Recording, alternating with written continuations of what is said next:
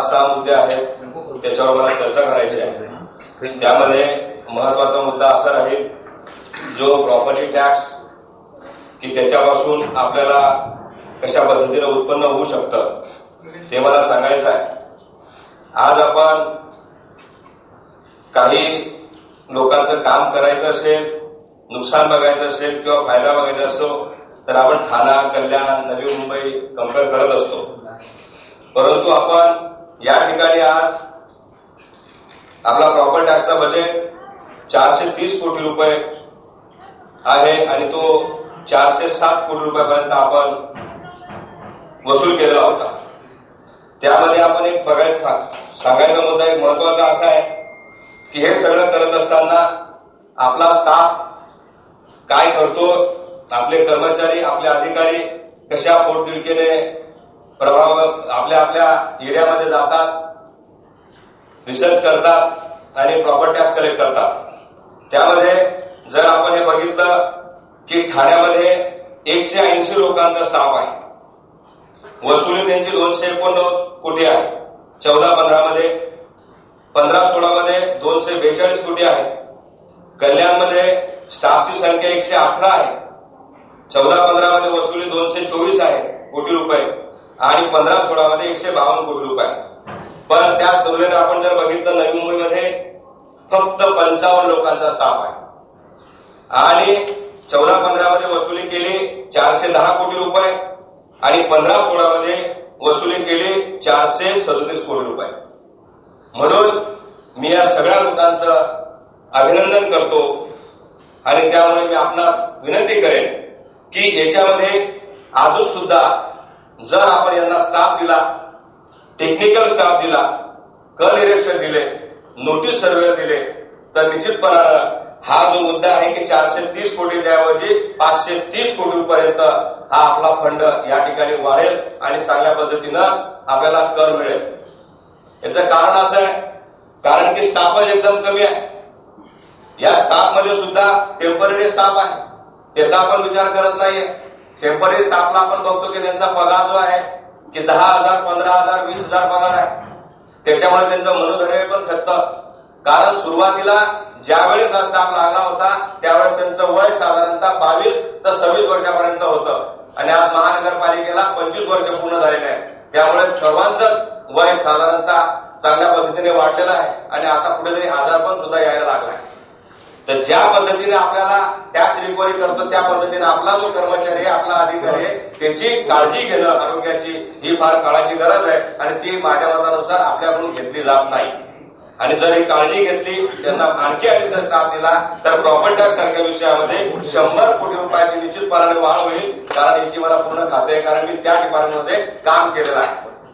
कारण माणसाचं संतुलन जर चांगलं असतं, मानसिक संतुलन, तो निश्चितपणानं मोठ्या संख्येने आणि चांगल्या पद्धतीने काम करेल आणि उत्साह वाढल्यामुळे तो अधिक आपल्याला उपलब्ध आर्थिक जी पद्धत आहे उपलब्ध करून देऊ शकतो असं माझं ठाम मत आहे.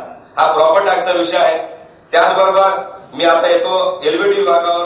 एलबीटीचा आपल्याकडे आता 820 कोटी रुपयाचा आपल्याला टार्गेट होतं. त्यापैकी 775 कोटी रुपये आतापर्यंत ते वसूल करू शकले आणि त्यामुळे आदरणीय वाघ साहेब त्यांचे जे उपायुक्त आहेत त्यांचा मागच्या मीटिंगमध्ये सुद्धा त्यांचा आपण आभार मानला होता की 100 कोटी रुपये त्यांनी चांगल्या पद्धतीने वसूल केले. सन्माननीय सभापती मॅडमने सुद्धा त्यांच्या भाषणात सांगितलेलं आहे. परंतु मी स्वतः एलबीटी डिपार्टमेंटमध्ये त्या ठिकाणी सुद्धा अधिकारी असल्यामुळे त्या ठिकाणी सुद्धा मी आपल्याला सांगेन की लोक म्हणतात की महानगरपालिका डबघाईला आली कारण एलबीटी बंद झालं. एलबीटी बंद झालं नाही. जे छोट्या छोट्या उद्योगांमधून आपल्याला जो पैसा मिळत होता तो त्यांच्याकडून न वसूल करता शासनाने द्यायचं ठरलं आणि त्यामुळे शासन त्याच्या स्तरावर आपल्याला ह्या ठिकाणी आतापर्यंत मागील वर्षामध्ये 285 कोटी रुपये त्यांनी दिलेले आहेत आणि आपल्याकडे जे 50 कोटी रुपये 50 कोटीचा ज्याचा टर्नओव्हर आहे त्यांच्याकडून जे पैसे वसूल केले जातात असे आपल्याकडे दर महिन्याला 30 ते 40 कोटी रुपये ऑटोमॅटिक आपल्याकडे येत आहेत. जर मी वार्षिक बघितलं तर ते 480 कोटी ते होतात. शासनाने मागील वर्षी 285 कोटी रुपये दिले.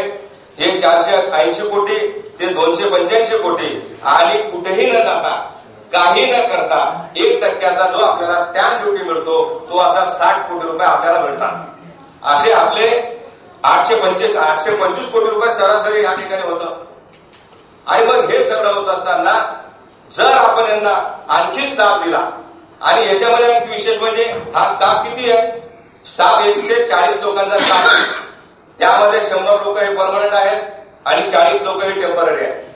त्याच्यामध्ये सुद्धा पण संपूर्ण हे टेम्पररी स्टाफ जो आहे तो संपूर्ण तळागाळातील सोसायट्यांमध्ये आणि एमआयडीसी एरियामध्ये हा आपल्या आपल्या परीने जातो, नोटिसा देतो, सर्वे करतो आणि त्याच्यावर आपण आल्यानंतर आपला कर निरीक्षण त्या ठिकाणी कॅल्क्युलेशन करतो आणि अधिकारी सही करून पैसे जे आहेत आपल्याला उत्पन्नाच्या रूपाने ते त्या ठिकाणी मिळत असतात। म्हणून या अधिकारी कर्मचाऱ्यांचे मी अभिनंदन करेन।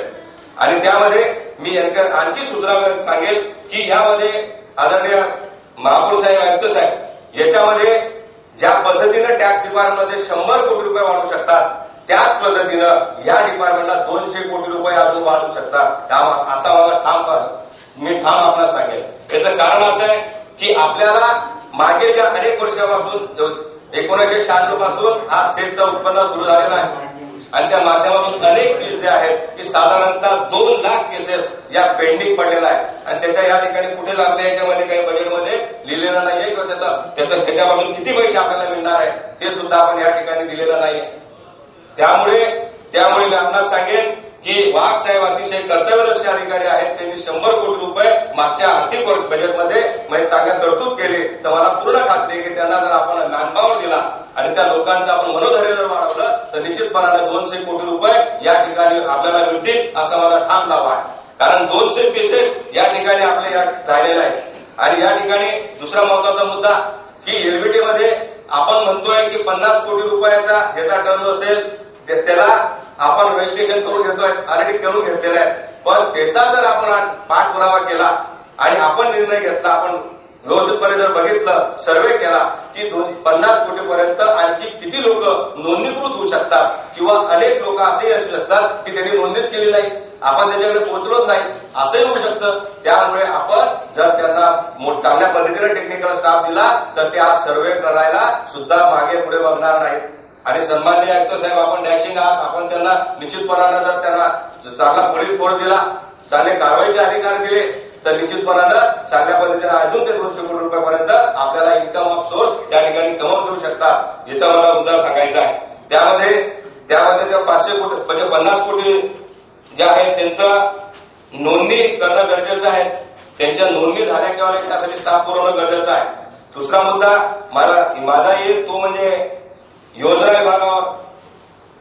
विभागामध्ये आपण बघतोय की अनेक योजना महानगरपालिकेच्या माध्यमातून गोरगरीब जनतेसाठी या ठिकाणी आपण राबवतोय। या जवळपास 23-26 योजना आहेत महाराष्ट्रामध्ये। नवी मुंबई सारख्या शहरामध्ये या योजना चांगल्या पद्धतीनं जर आपण इम्प्लिमेंट केल्या, गोरगरीब जनतेपर्यंत पोहोचले आणि या योजना राबवत असताना आमच्या नगरसेवकापर्यंत काही लोक पोहोचू शकत नाही, तर त्यांना याचं कारण का की त्यांच्याकडे मॅनपॉवरच नाहीये। आपण सगळीकडे बघतोय नवी मुंबई हे देशातला उत्सव आहे। आता आमचे नगरसेवक, सन्मान्य नगरसेवक बोलले, मोठं हे व्हाईट हाऊस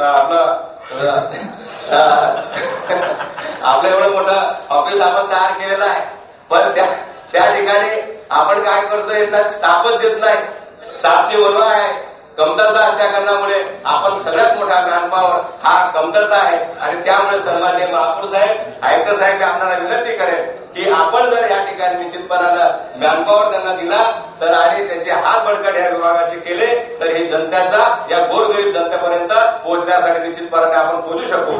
आणि या योजनांच्या माध्यमातून मी तुम्हाला एक दुसरा उत्पन्नाचा भाग सांगेल की आपण या ठिकाणी ज्या काही योजना आहेत आपल्या त्याच्यामुळे आपला प्रॉपर्टी टॅक्स या योजनांच्या माध्यमातून वाढू शकतो। तो ह्या योजनांचा जर आपण अभ्यास केला तर याच्यामध्ये धोरणं येतात आपले की त्याच्यामुळे आपल्याला उत्पन्न मिळू शकेल अशा काही बाबी आहेत। त्यामध्ये व्यवसाय परवाना आहे। व्यवसाय परवाना तुम्ही नवी मुंबईमध्ये बघताय, सन्माननीय महापौर साहेब, सन्माननीय आयुक्त साहेब, हा फार महत्वाचा मुद्दा आहे की आपल्या नवी मुंबईमध्ये गावठाण क्षेत्र हे जवळपास बरंच आहे। आणि त्या सन्माननीय महापौर साहेब मी आपल्याला सांगेन, सन्माननीय आयुक्त साहेब, हा महत्वाचा मुद्दा आहे आपण लक्षात असू द्या, कारण हा गावठाण क्षेत्र असल्या कारणामुळे संपूर्ण नवी मुंबईभर गावठाण क्षेत्र आहे आणि त्यामध्ये मगाशी पवार साहेबांनी सांगितलं होतं की अनधिकृत बांधकाम त्या ठिकाणी काही प्रमाणात झालेलं आहे, ते गरजेपोटी झालेलं आहे, त्याला पाडण्याची गरज नाही. आणि अशाच काही बांधकामाच्या ठिकाणी हे गाळे, दुकानं, ब्युटी पार्लर, आईस्क्रीम पार्लर, चक्के या अनेक व्यवसाय या ठिकाणी फूड मॉल होत आहे, या अनेक ठिकाणी होत आहे. आणि ते आजच्या सिच्युएशनला मी माहिती बघितली तर जवळपास त्या लोकांनी आपल्याकडे साधारणतः 1500 ते 1600 अर्ज आपल्याकडे केलेले आहेत की आम्हाला टॅक्स लावा आणि आम्ही तुम्हाला भरून द्यायला तयार आहे. परंतु आपला कायद्याचे प्रयोजन आहे, आपण त्यांना सांगतो की असं काही आम्ही केलेलं नाही, त्यामुळे तुम्हाला आम्ही हे लावू शकत नाही, टॅक्स लावू शकत नाही.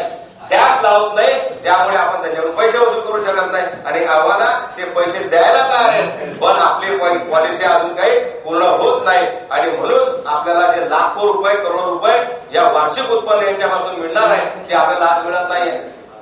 कारण एकीकडे आपण म्हणतो त्यांना पोलीसवाले सांगतात की तुम्ही लायसन आणा, काही अनेक ठिकाणी त्यांचे काही लायसन असतात ते त्यांना सांगतात की महानगरपालिकेची परवानगी आणा, पण ते सगळे व्यवस्था करतात. सेलचं प्रमाणपत्र घेतात, प्रॉपर्टीचे घेतात, आरोग्याचे घेतात, ट्रेनिंगचे घेतात, काय जे घ्यायचे घेतात. आणि आपल्याकडे जेव्हा योजना विभागाला येतात आपण त्यांना सांगतो की आमची पॉलिसी ही राहिलेली आहे आणि त्यामुळे आम्ही तुम्हाला नाकारत आहोत. म्हणजे लोक आपल्याकडे पैसे द्यायला येत आहेत आणि आपण ते नाकारतोय का तर पॉलिसी नाही. मग पॉलिसी करा. ज्या पद्धतीनं प्रॉपर्टी टॅक्सला आपण म्हणतोय की अनधिकृत बांधकाम तुम्ही केलेलं आहे, ठीक आहे, 2 टाइम तुम्ही पेनल्टी घ्या, 2 टाइम पेनल्टी लावून त्याला आपण देतोय. ज्या वेळेस अनधिकृत प्रश्न येणार, अनधिकृत बांधकामाचा प्रश्न येणार, ज्यावेळेस ते तोडलं जाणार त्यावेळेस त्याचा प्रॉपर्टी टॅक्स बंद होणार, त्या सगळ्याच गोष्टी बंद होणार. त्याच पद्धतीनं या नव्या मुंबईच्या लोकांना आपण व्यवसाय परवाना देत नाहीये, त्यांना वेटीत धरतोय, त्यांची तयारी आहे पैसे देण्याची, परंतु आपण ते घेत नाहीये. का घेत नाहीये तर पॉलिसी नाही. तर मी आपल्याला विनंती करेन सन्माननीय महापौर साहेब, आयुक्त साहेब, की आपण यांच्यावर पॉलिसी डिसिजन घ्या आणि त्यांच्याकडून 1 टाइम 2 टाइम एक्स्ट्रा ऍडिशनल पैसे घ्या आणि त्यांना परवानगी द्या आणि त्याच्यामुळे लाखो रुपये आपल्याला, लाखो करोड रुपये आपल्याला रिकव्हरी करायला मिळेल असं माझं मत आहे. त्याचबरोबर या ठिकाणी फेरीवाला धोरण आणि होर्डिंग धोरण संदर्भात मी चर्चा करेन. त्याच पद्धतीनं फेरीवाला धोरण आपल्याकडे आहे. आपण जनतेची अक्षरशः लूट करतोय, मी असं म्हणेन, कारण फेरीवाले धंदे करणारे एक गरीब लोक असतात, श्रीमंत नव्हे. आणि आपल्या नवी मुंबई महानगरपालिका एवढी श्रीमंत महानगरपालिकेची गणना होत असताना आपण काय करतो, गरिबांवर ते अन्याय करतोय, गरिबांच्या झोपड्या तोडतोय, गरिबांचा जे काही व्यवसाय ते ठेवलेला असतो रस्त्यावरचा, फुटपाथवरचा, तो आपण उठून आणतो. पण हा विचार करत नाही आपण की तो गरीब आहे, तो मोठ्या पोटतिडकीने त्या ठिकाणी कसे तरी पैसे जमा करून त्याला 5, 50, 100, 200 रुपये त्याला मिळतील व्यवसाय केल्यानंतर आणि मग तो पोट भरतोय. तो चोऱ्या तर नाही करत ना, त्याने चोरी करायची का? तो चोऱ्या करत नाही, तो धंदा करतोय. आणि त्याचा धंदा आपण काय करतोय, फुटपाथवर तर लावलेला आहे. कारण तो फुटपाथवर का लावलेला आहे त्याने, कारण आपण त्याला जागा दिली नाही. त्याला जागा देणार कोण? नवी मुंबई महानगरपालिकेचं कर्तव्य आहे त्याला जागा द्यायचं. जो रस्त्यावर असेल त्याला तुम्ही जागा दिली पाहिजे. त्यासाठी धोरण निश्चित करा. तुमचं धोरण होत नाही निश्चित आणि तुम्ही त्यांच्यावर कारवाई करताय. त्यांनी आत्महत्या करायच्या, त्यांनी चोऱ्या करायच्या, महानगरपालिका लुटायची आणि त्याच्यावर आपण काय करतो, लाखो रुपये अतिक्रमणच्या नावाने आपण त्यांच्यावर ऍक्शन घेतली, त्या फेरीवाल्यांचे धंदे उठून आणले आणि त्याच्यामुळे लाखोनी कोटी रुपयाचं काम आपल्याकडे बिलावर येतं. काय चाललंय काय मुंबईमध्ये? लोकशाही अधिकार आहे, सर्वांना जगण्याचा अधिकार आहे. आपण फक्त वर्णना करतो की आमचं सत्ता आहे आणि म्हणून आम्ही नवी मुंबईमध्ये सगळं काही चांगल्या पद्धतीने नवी मुंबईचे शिल्पकार आपण स्वतःला म्हणून घेतोय. पण काय चाललंय? अरे ते आपल्याच माणसावर, गरीबावर त्यांचे तुम्हाला मतं चालतात, त्याचं सगळं चालतं, मग त्यांच्यावर अन्याय का करताय? तर सन्माननीय महापौर साहेब, सन्माननीय आयुक्त साहेब, माझी विनंती आहे आपल्याला की आपण हा जो विषय आहे फेरीवाला धोरण हे तात्काळ आपण अंमलात आणा आणि त्या होणाऱ्या लोकांवर, त्या गरीब लोकांवर जो अन्याय करत आपण आहोत तो अन्याय कुठेतरी दूर करा. आणि त्यामुळे हा धोरणाला माझा निश्चितपणे या धोरणाला जर आपण अन्याय दूर केला तर या ठिकाणी पैसेही आपल्याला मिळतील. कारण त्यांना आपण चांगल्या जागा दिल्या, त्यांच्याकडून मासिक उत्पन्न किंवा डेली वेजेसचे पैसे आपण घेऊ शकतो. महानगरपालिकेला ते पैसे मिळणार आहेत, पण त्याच पद्धतीनं त्यांना त्यांची व्यवस्था करून देणं, तोपर्यंत त्यांच्यावर कारवाई करू नये असं मला प्रामाणिक मत आहे. त्याच पद्धतीनं मी या ठिकाणी शिक्षण विषयावर येईल. नवी मुंबई महानगरपालिका या अतिशय हुशार लोकांची आहे. त्याच्यामध्ये अनेक लोक, लाखो लोक असे आहेत की ते त्यांच्या मुलांची फी जी आहे की ते 5 लाख रुपयापर्यंत 10 लाख रुपयापर्यंत भरायला तयार आहेत आणि आव्हाना भरतात सुद्धा. परंतु 40% तर 50% लोक असे आहेत की ज्यांना आपल्या महानगरपालिकेमध्ये त्यांच्या घरातून जेव्हा ते निघतात तर घरापासून तर आपल्या शाळेच्या अंतरापर्यंत त्यांच्याकडे रिक्षाला पैसे नाही आहेत, असे काही लोक आहेत. सन्मान्य महापौर साहेबांची शाळा आहे, तिथं त्यांनी बसेसची व्यवस्था केलेली आहे. तो त्यांचा मनाचा मोठेपणा आहे. त्यांना आपण मदत करतात, त्यामुळे ते काही प्रमाणात त्या शाळेचे विद्यार्थी त्या ठिकाणी शिकतात. परंतु शिक्षण क्षेत्रामध्ये ही फार आज काळाची गरज आहे की आपण त्यांना आपल्याकडून काय देतोय आणि त्यांच्याकडून आपल्याला काय अपेक्षा आहे ही पण गरजेचं आहे. पण हे शिकत असताना, कारण आपण काय करतो, आई वडील मुलांना जन्म देतो, परंतु शिक्षक असा एकमेव व्यक्ती आहे की तो आपल्या मुलांचा सांभाळ करतो आणि त्याला प्लॅनिंग नुसार शिकवतो की बाबा तुला हे व्हायचंय, तुला ते व्हायचंय, की तुला हे करायचंय. तो शिक्षकच करू शकतो. आणि ह्या नवी मुंबई महानगरपालिकेच्या एरियामध्ये शिक्षकाची सुद्धा आपण अवहेलना करत आहोत. कारण शिक्षक जो आहे तो एमए झालेला आहे, एमबीए झालेला आहे, बीएड झालेला आहे, डीएड झालेला आहे, 12वी झालेला आहे. आणि अनेक शिक्षक हे काय किती रुपयाने काम करतात आपल्याकडे. ज्या आपल्या सफाई कामगार आहेत त्याला 10,500 11,000 रुपये पगार असताना 8,000 रुपयावर काम करताय. आणि काय चाललंय आपलं, स्मार्ट सिटीकडे चाललो होतो, महावर्गाला शंघाय बनवायचा आहे. अरे शंघाय काही झोपडपट्टी आहे आपली. या नव्या मुंबईच्या शिक्षण क्षेत्रामध्ये झोपडपट्टी करून टाकलेली आपण. या शिक्षण क्षेत्रामध्ये आपण जर त्या मुलांना मोठं केलं, गरीब लोकांना जर केलं, ते उद्या भविष्य त्यांचं चांगलं होईल आणि ते अधिकारी होतील आणि आपल्यासारख्या या खुर्चीवर या ठिकाणी येऊन बसतील. तर अशा माध्यमातून शिक्षणाचा प्रश्न आहे. तर सन्माननीय महोदय, महापौर महोदय, आयुक्त महोदय, मी आपणास विनंती करेन की आज आपला प्रशासकीय दृष्टिकोनातून 15% फक्त खर्च कर्मचाऱ्यांवर होतोय, 35% साधारणतः झाला पाहिजे. तो का होत नाहीये? कारण आपण काय करतोय, वेळ बिगारी सारखे आपल्याला शिक्षक आपले काय करतात, 8-10 हजार रुपयाचे पाहिजे. नर्सिंग स्टाफ आपण म्हणतोय, एकीकडे नर्सिंग स्टाफ, प्रायव्हेट नर्सिंग स्टाफला आपण काय देतोय, 15,000 रुपये देतोय. क्लर्कला आपण काय देतोय, 10,000 रुपये देतोय. नोटीस सर्व्हरला काय देतोय, 8,000 रुपये देतोय. अरे काय चाललंय काय की ज्यांच्या जीवावर महानगरपालिका मोठी होते त्यांची आपण अवहेलना करतोय. तर त्यासाठी त्यांची तरतूद करा आणि त्यांना कायमस्वरूपी आपल्या महानगरपालिकेच्या सेवेमध्ये घ्या किंवा त्यांना पगार तरी वाढवा की जेणेकरून त्यांच्या मुलाबाळांचं शिक्षण ते चांगल्या पद्धतीने करू शकतात. सन्मान्य महापौर साहेब, सन्मान्य आयुक्त साहेब, मी सांगेल की अशा पद्धतीने आपले काही जे कर्मचारी आहेत ते विभक्त होण्याची वेळ आलेली आहे.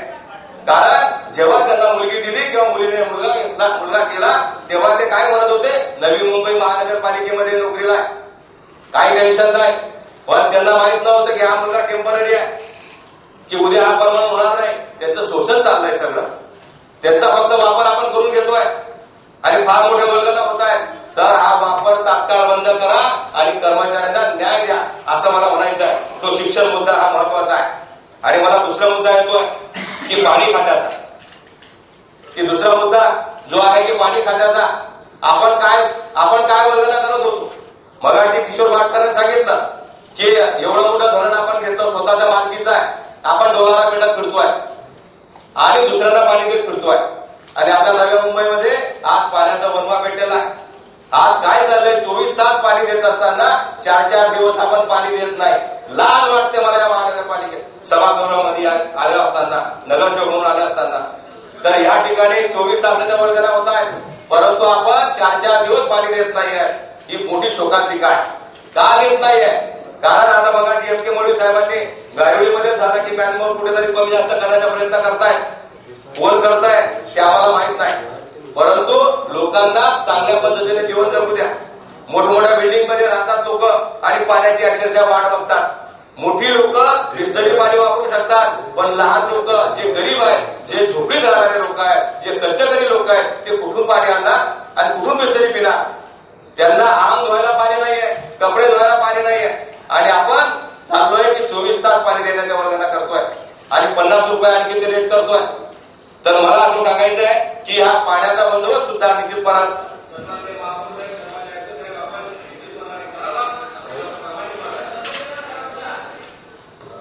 त्याचबरोबर मला ज्येष्ठ या ठिकाणी सगळ्यात महत्वाचा मुद्दा असा आहे की तो आपला ज्येष्ठ नागरिकांचा, की नव्या मुंबई सारख्या शहरामध्ये ज्येष्ठ नागरिकांचे फार हाल होताना आपण बघतोय. या ठिकाणी सगळे श्रीमंत होत आहेत, त्यांचे आपण आपल्या मुलांना कशा पद्धतीने शिकवतो ते आपल्याला माहित आहे. आपल्या तोंडातला घास त्याला आपण खाऊ घालतो, परंतु जेव्हा तो मोठा होतो आणि बायको करतो आणि त्याच्यानंतर तो त्या बिचारा माऊलीचा होऊन जातो, आणि मग आपला जो कष्टकरी माणूस आहे त्याने त्याच्या पूर्ण आयुष्यात त्याने जो काही पैसा कमवलेला असतो आणि तो काय करतो, एक तर त्याच्या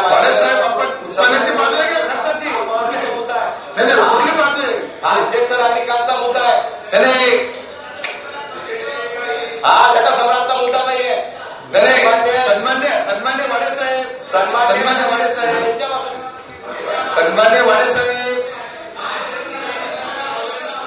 सन्मान्य वाडेसाहेब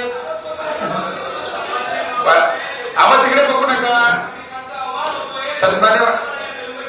सन्मान्य वाडेसाहेब, आपण फक्त कुठल्या बाजूने बोला, जमेच्या बाजूला बोलताय की खर्चाच्या बाजूला?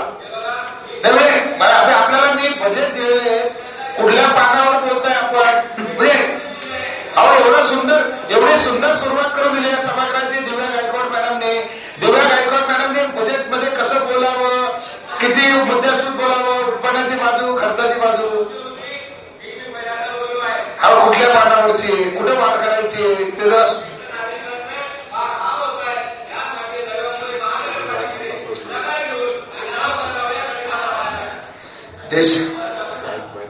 बोला साहेब. या ठिकाणी मी आपल्याला एकच विनंती करत आहे की ज्येष्ठ नागरिकांचे अवमान होत आहे ते आपल्याकडून होऊ नये आणि त्यांचा निश्चितपणाने मान सन्मान या ठिकाणी ठेवावा, त्यासाठी मला हा प्रश्न उपस्थित मी या ठिकाणी केलेला आहे.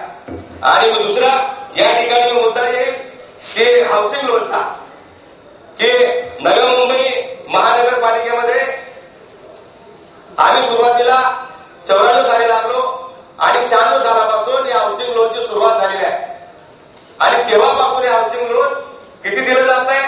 ज्या वेळेस बँक लोन 18% 19% देत होतं, तेव्हा आपण हे 6%, 8% आणि 10% आपण 6%, 6.5% आणि 6.5% पैसे देतोय. त्याचे काय? तर त्याला पहिल्यांदा किती रुपये देत होतो आपण? आता 8 लाख रुपये देतो, ते 6.5% देतो. 10 लाख रुपये आपण देतोय, ते 6.5% देतोय, आणि 12 लाख रुपये देतोय, ते 6.25% देतोय. मला सांगा सन्मान्य महापौर साहेब, आयुक्त साहेब, या 8 लाखामध्ये, 10 लाखामध्ये, 12 लाखामध्ये काय होत आहे? काही होत नाहीये. याच्यामध्ये जर आपण बघितलं तर आपलं टॉयलेट बाथरूम सुद्धा होत नाही. आज कमीत कमी 60 लाख रुपयाचं घर आहे आणि जास्तीत जास्त 1.5-2 कोटी रुपयाचा प्रश्न नंतरचा आहे. परंतु जर तुम्ही या एवढं लोन तुम्ही देताय आणि ते या पर्सेंटेजने देताय, तर माझा अशी विनंती आहे की आपण या ज्यांच्या नावामुळे, ज्यांच्या प्रयत्नामुळे आपण या मोठ्या सभागृहामध्ये बसलेलो आहे, त्यांचे ते काम करतात म्हणून आपल्याला फंड मिळतो, तर अशा कर्मचाऱ्यांचे आपण बनणं गरजेचं आहे. आणि त्यामुळे त्यांना हे फंडिंग जो आहे ते निश्चितपणानं 25 ते 40 लाखापर्यंत द्यावा आणि त्यांच्या पगारामध्ये हा फंड दावणीवर मिळणार आहे आपल्याला, कारण त्याच्या पगारातून आपल्याला कपण्याचे अधिकार आहेत. त्यामुळे त्यांना ते पैसे द्यावे जेणेकरून त्यांच्या स्थळ उंचावेल, त्यांचं मनोधैर्य उंचावेल आणि त्यांना चांगल्या घरात राहण्याचा एक अधिकार आपण त्यांना प्राप्त करून देऊ. आणि आपल्यालाही अभिमान वाटेल की माझा कर्मचारी, माझा अधिकारी हा चांगल्या घरामध्ये राहण्याचा. सन्माननीय महोदय, मी आपल्याला विनंती करेन की आपण याच्यामध्ये सुद्धा या ठिकाणी बदल करावा आणि आव्हाना ज्या पद्धतीने सिडको कॉलनी आहे, ज्या पद्धतीने MSCB कॉलनी आहे, ज्या पद्धतीने रिलायन्स कॉलनी आहे, ज्या पद्धतीनं अनेक ठिकाणी अशा कॉलन्या झाल्या, जर आपल्याला शक्य असेल तर अशा कॉलन्या नवी मुंबई महानगरपालिकेच्या सुद्धा या ठिकाणी बांधाव्यात आणि त्यांना त्या पद्धतीने घर त्या ठिकाणी जर दिले तर त्याचा सुद्धा फायदा या ठिकाणी होऊ शकतो. तर अशा पद्धतीनं मला तेही मुद्दा सांगायचा आहे सन्माननीय महोदय, मी दुसरा एक महत्त्वाचा मुद्दा आहे, तो आरोग्याचा मुद्दा आहे की हे सगळं सांभाळत असताना आपल्याला आरोग्य सुद्धा सांभाळणं गरजेचं आहे. आणि आज काय चाललंय आरोग्यामध्ये? आज आरोग्याचे जो तो दाबाडे काढतोय की आरोग्याचे वाट लावली आहे सगळे. कारण त्या ठिकाणचा नियंत्रण अधिकारी कदाचित चांगला नसावा किंवा असावा तो भाग नंतरचा. पण आज जी वस्तुस्थिती आहे, कारण आज आपण मोठमोठे एवढे हॉस्पिटल बांधलेले आहेत. आज मी एवढं उदाहरण फक्त वाशीचं देईल की वाशी हॉस्पिटलमध्ये आपण जेव्हा बघतो तर त्यावेळेस आजच्या सिच्युएशनला किती हाल होत आहेत ते आपल्याला बघायला मिळत आहे. कारण आज त्या ठिकाणी सन्मान्य महापौर साहेब, सन्मान्य आयुक्त साहेब, त्या ठिकाणी आपण बघतोय स्टाफची परिस्थिती. मी पुन्हा स्टाफवर आलो कारण त्या ठिकाणी आपल्या आरोग्याची सेवा करतात ते लोक की जे आपली आई किंवा बहीण किंवा आपला बाप आपल्याची सेवा करू शकत नाही, अशा पद्धतीने चांगली सेवा त्या हॉस्पिटलमध्ये आजच्या सिच्युएशनला होत आहे. पण आपण किती बघतोय? बेड किती? 30 बेड. नर्स किती? 1 नर्स, 2 नर्स. काय चाललंय? कारण काय की परवानगी मिळाली नाही. डॉक्टरांना परवानगी मिळते, स्टाफ नर्सला मिळत नाही. मिळते तर त्याचा पैसा आपण मिळत देत नाही.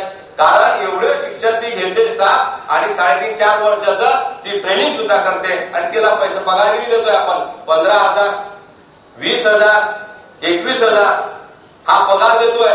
आणि त्यांचं आता वय पण झालेलं आहे. जे आपल्याकडे स्टाफ नर्सेस होत्या त्यांच्यापैकी 25 स्टाफ नर्स सोडून पण गेल्या कारण त्यांना परवडत नाही. आणि ज्यांचं काही लोकांचं वय झालेलं आहे त्या लोकांना आता मुलं बाळ झाली आहेत, त्यांची मुलं मोठी होत आहेत, शाळेमध्ये जायला लागली आहेत, कॉलेजमध्ये जायला लागले आहेत आणि आता त्यांच्यावर नोकरी गमावण्याची वेळ आलेली आहे. आपण ते काहीतरी परीक्षा पण काढली होती, त्या परीक्षाही त्यांनी दिल्या. मग त्यांना घ्यायला काय? जर आपण दुसऱ्याचा अनुभव म्हणून त्या लोकांना घेतो तर आपल्या महापालिकेतला अनुभव किती चांगला होता त्यांना घेणं गरजेचं होतं. आणि तर तोही आपण विचार करावा. आणि सगळ्यात महत्वाचा एक मुद्दा आहे सन्माननीय महापौर साहेब, आयुक्त साहेब, की ज्या पद्धतीनं आपण आपला स्टाफ जो आहे की जर आजारी पडला, अधिकारी आजारी पडला, नगरसेवक आजारी पडले तर त्यांना दवाखान्यात काही ऍडमिशन मिळत नाही. कारण हिरानंदानी सारखं भूत त्या ठिकाणी बसलेलं आहे. कारण तिथं जे आहे ते वेगळ्या पद्धतीनं ते फॉलोअप करावं लागतात. आणि जेव्हा आपले आई वडील, आपला मुलगा, आपला भाऊ आजारी पडतो तर आपल्याला काय करावं लागतं? पहिल्यांदा पैसे भरावे लागतात. ही फार मोठी शोकांतिका आहे. सन्मान्य महापौर साहेब, आयुक्त साहेब आपण असताना सुद्धा आपण कर्तव्यदक्ष आहात, आपण काहीतरी निर्णय घ्या. आणि त्यामुळे मी पोटतिडकीने बोलतोय कारण हा सगळ्यांचा प्रश्न आहे. याचं कारण मी तुम्हाला सांगतो. कारण मी जेव्हा सेल्स ऑफिसर असताना आपल्याकडे बाबू पिंजारे नावाचा एक अधिकारी आहे. त्याचा 18 वर्षाचा मुलगा, तरुण मुलगा, त्याला अटॅक आला. त्याच्याकडे पैसे नव्हते. त्याला आम्ही हॉस्पिटलमध्ये नेलं. महानगरपालिकेच्या हॉस्पिटलमध्ये नेल्यानंतर सांगण्यात आलं की त्याला एमजीएम मध्ये तात्काळ न्या, कारण याला अटॅक आला, ते आपल्याकडे व्यवस्था नाही. आणि त्यावेळेस आम्ही त्या मुलाला त्या ठिकाणी नेलं आणि नेल्यानंतर एमजीएम मध्ये सांगितलं की तात्काळ 1.5 लाख रुपये भरा. पैसे आहेत कुठे? तो अतिशय कर्तव्यदक्ष अधिकारी, पण त्याच्याकडे पैसे नाहीत. आणि मग पैसे त्याच्याकडे नसल्या कारणामुळे आम्ही त्या ठिकाणी, मला वाटतं नाटा साहेब होते, नाटा साहेबांनी सिन्नरकर साहेबांना सांगितलं की एक काम करा, ते कायद्याविरुद्ध मला माहिती, याला 1.5 लाख रुपये देऊन टाका. साहेबांनी आदेश दिला. 2 दिवस फाईल मिळते. कारण खालचे ऑडिट म्हणतात की नाही, ऑडिट रिपोर्ट आम्ही ते करणार नाही. साहेबांनी तरी सांगितलं, तशी प्रोव्हिजन नाही. आणि सन्मान्य आयुक्त साहेब, आम्ही महानगरपालिकेत सेसमध्ये आलो. आम्ही आमच्या परीने पैसा गोळा केला, 60-70 हजार रुपये इकडून तिकडून गोळा केला. आणि जेव्हा आम्ही भरायला गेलो तेव्हा तो मुलगा एक्सपायर झाला. तो बाबू पिंजारीचा मुलगा नसून आपला सगळ्यांचा मुलगा होता. आणि आजच्या सिच्युएशनला आजही तीच प्रथा आपल्याकडे चालले. आपला शिपाई जर कोणी आजारी पडला तर त्याचा पैसा आपल्याला भरावा लागतो. अधिकारी आजारी पडला त्याचा पैसा आपल्याला भरावा लागतो. आणि मग महानगरपालिका तो मेल्यावर किंवा त्याचा वाटोळा झाल्यावर मग पैसे देईल का काय? असे जातात. आपल्याकडे 65 केसेस पडलेले आहेत. 65 केसेस पडलेले आहेत सन्माननीय महापौर साहेब, आयुक्त साहेब. आणि हे आपल्या हॉस्पिटलचे लोक त्याच्यावर ही फाईल मध्ये कमतरता आहे का 2 वर्षानंतर कमतरता सांगतात. तुम्हाला तुम्ही स्वतः करा ना. तर हा मोठा प्रश्न आहे. हा अधिक तर याच्यामुळे मी विनंती करेन, मेडिक्लेम नावाचा प्रकार जो आहे की जेणेकरून तो लोकांवरचा अन्याय दूर करावा. सन्मान्य मने साहेब, 111 लोकांना आपल्याला बोलायचं आहे. टू द पॉइंट आपण या ठिकाणी बोलावं. निश्चितपणे मी वायफळ बोलत नाही. मी मी आपल्या महत्वाच्या मुद्द्यावर बोलतोय, त्यामुळे मला बोलू द्या. नाही, आपल्याला बोलून दिलं जाईल, परंतु हे जे बजेट आहे या बजेटच्या प्रत्येक पानावर आपण या ठिकाणी बोलावं, मुगम आपण या ठिकाणी बोलू नये. ठाकूर साहेब, माझा एक दुसरा महत्वाचा मुद्दा आहे.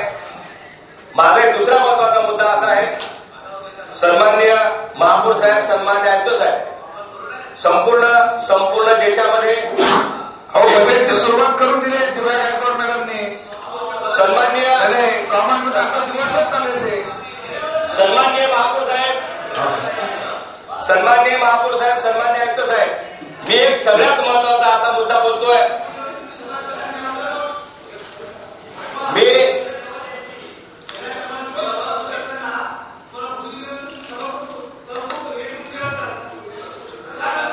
बजेटवर नव्हतं साहेब, बजेटवर नव्हतं. सन्माननीय महापौर साहेब, बोला. सन्माननीय आयुक्त साहेब, तुम्ही पण गेले निघून काल, गेले. सन्माननीय महापौर साहेब, सन्माननीय आयुक्त साहेब, मी आपणास विनंती करेन की देशामध्ये भारतीय घटनेचे शिल्पकार भारतरत्न डॉक्टर बाबासाहेब आंबेडकर यांच्या 125वी जयंती मोठ्या थाटामाटात होत आहे. महाराष्ट्रात होते, देशात होते, आम्हाला बाहेर देशात होत आहे. त्यांचा काय काय कार्यक्रम करायला पाहिजे ते आतापासून प्री प्लॅनिंग चालले. पण मला या नवी मुंबई महानगरपालिकेचं दुर्भाग्य मी समजेल. मी आपला सन्मान्य महापौर साहेब, सन्मान्य आयुक्त साहेब, आपल्याला मी पत्रव्यवहार केला, आपल्याशी दोन्ही बोललो, आपणही संमती दाखवले की देशामध्ये, देश पातळीवर, बाहेर देशामध्ये बाबासाहेब आंबेडकरांची जयंती 14 एप्रिल रोजी मोठ्या थाटामाटात साजरी होत असताना माझे कर्मचारी, या महानगरपालिकेचे कर्मचारी 50 रुपये 100 रुपये वर्गणी गोळा करतायत.